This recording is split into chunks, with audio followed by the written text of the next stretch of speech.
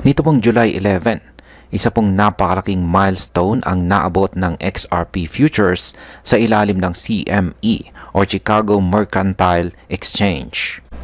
Sa araw na ito, umabot po sa mahigit $235 million ang halaga ng XRP Futures na na-trade. At simula nang ma-launch ito, nalampasan na nito ang kabuuang $1.6 billion sa trading volume. Ibig sabihin nito, hindi lang si Bitcoin or si Ethereum ang pinapansin ngayon ng mga malalaking investors o tinatawag nating institutional players. Kasama na rin sa spotlight ngayon si XRP. Pero bakit nga ba ito mahalaga? At ano po ang epekto nito para sa atin bilang mga Pinoy crypto enthusiasts? At ayan po ang siyang ating pag-uusapan sa video na ito, pero bago po tayo magpatuloy ay pakibasa na lamang po muna ang disclaimer dito po sa ibaba ng ating screen. Ano nga ba ang CME at bakit po ito mahalaga sa crypto market? Ang CME o Chicago Mercantile Exchange ay isa sa mga pinaka-respetadong financial exchange sa buong mundo. Kilala ito sa pagbibigay ng regulated at transparent na paraan ng pag-invest sa mga commodities, forex at ngayon pati na rin sa crypto. Kapag sinabi nating regulated, ibig sabihin nito ay may malinaw na batas at oversight, kaya hindi ito basta-basta maaring galawin o dayain. Kaya kapag naglabas ang CME ng product tulad po ng XRP Futures, lumalakas ang tiwala ng mga institutional investors na pumasok sa crypto space. Ano naman po ang ibig sabihin ng XRP Futures? Ang futures contract ay isang uri ng kasunduan kung saan pumapayag ang dalawang partido na bumili o magbenta ng isang asset sa takdang presyo at petsa sa hinaharap. Para kay XRP, nangangahulugan ito na maaari kang tumaya kung tataas or bababa ang presyo ng XRP nang hindi mo kailangan talagang bumili ng XRP token mismo.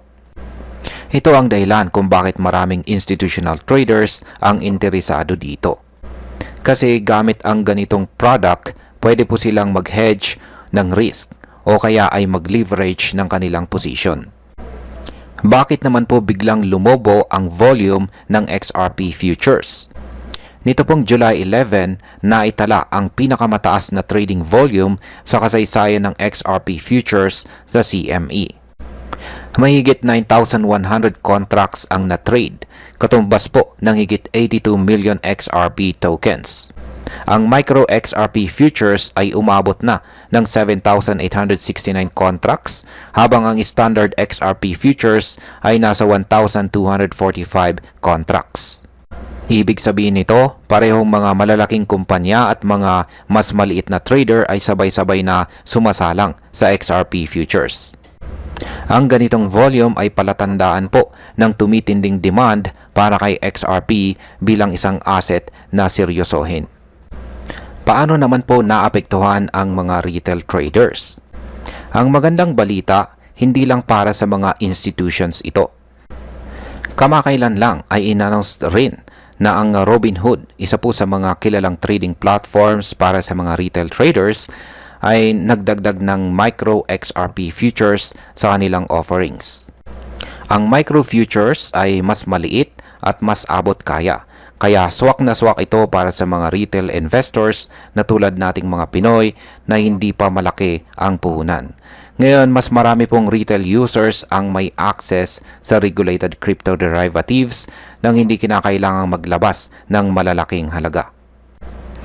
Bakit po mahalaga ito para sa buong crypto market? Ang pagtaas ng interes sa XRP Futures ay nagpapakita na lumalawak ang pananaw ng mga investors sa crypto market. Hindi na lang si Bitcoin at si Ethereum ang sentro ng atensyon.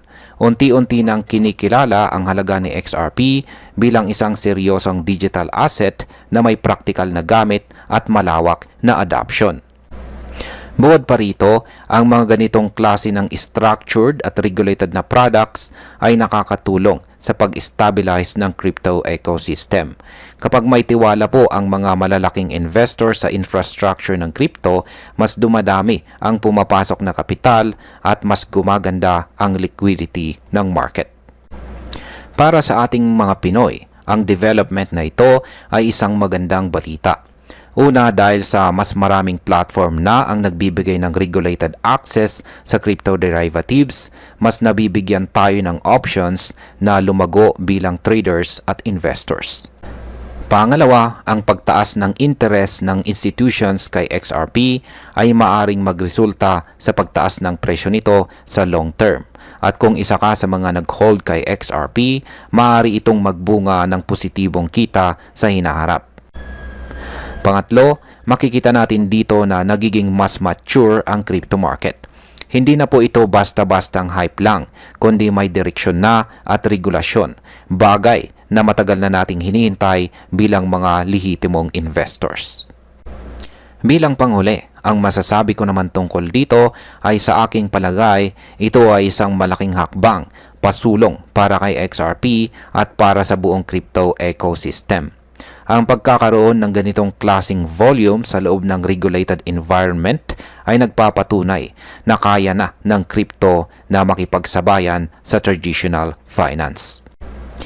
Para sa mga Pinoy, magandang pagkakataon ito upang magsimulang matuto tungkol sa crypto derivatives at pag-isipan kung paano ito maaring idagdag sa ating investment strategy. Pero tandaan, laging unahin ang pag-aaral bago sumabak at mag-invest lamang ayon sa kaya nating mawala.